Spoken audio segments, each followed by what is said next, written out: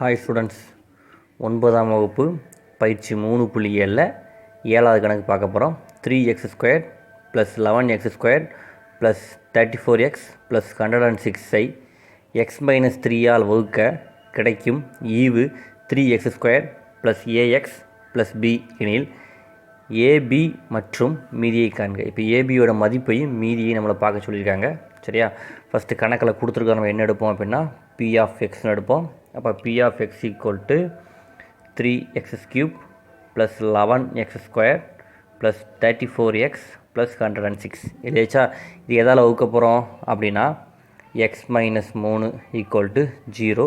இந்த -3 இந்த பக்கம் போகும்போது எதாக மாறும் அப்படின்னா +3ஆக மாறும். இப்போ கணக்கில் கொடுத்துருக்கிறத திட்ட வடிவில் தான் இருக்கான்னு பார்க்க போகிறோம். திட்ட வடிவில் தான் இருக்குது. திட்ட வடிவுனா என்னது? ஃபஸ்ட்டு பவரில் அதிகமானது, அதோட கம்மியானது, அதோட கம்மியானதுன்னு எழுதுவோம். அந்த வடிவில் தான் இருக்குது. இப்போ இதோட எண்களுக்கெல்லாம் நம்ம எழுத போகிறோம். அப்போ x³ எண்கள் 3, x² எண்கள் 11, xோட எண்கள் 34, மாறிலி எண் நமக்கு என்ன கொடுத்துருக்காங்க அப்படின்னா 106.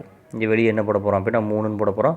உள்ளக்குள்ளது ஃபுல்லாக கூட்டல். ஃபஸ்ட்டு ஸ்டார்டிங்கில் நம்ம என்ன போடுவோம் அப்படின்னா 0 தான் போடணும். இந்த ரெண்டையும் கூட்டினோம்னா என்ன வரும் அப்படின்னா 3 3 9.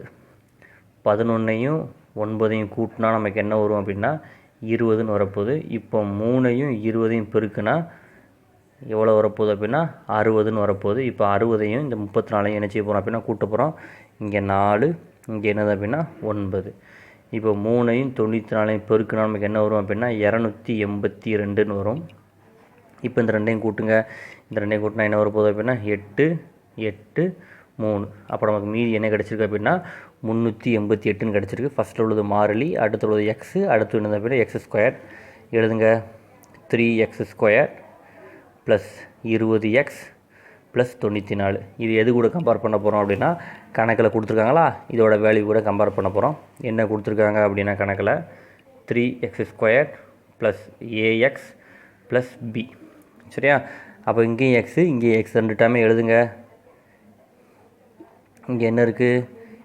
ax = 20x. இந்த எக்ஸும் கேன்சல். அப்போ ஏக்கு வேல்யூ என்னது அப்படின்னா 20. இப்போ இந்த ரெண்டையும் கம்பேர் பண்ணுங்கள். b = 94. வேறு என்ன கேட்டிருந்தாங்க? மீதி கேட்டிருந்தாங்களா?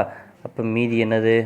மீதி = 388. 388. இதான் நமக்கு தேவையான ஆன்சர். தேங்க்யூ ஃபார் வாட்சிங் ஸ்டூடெண்ட்ஸ்.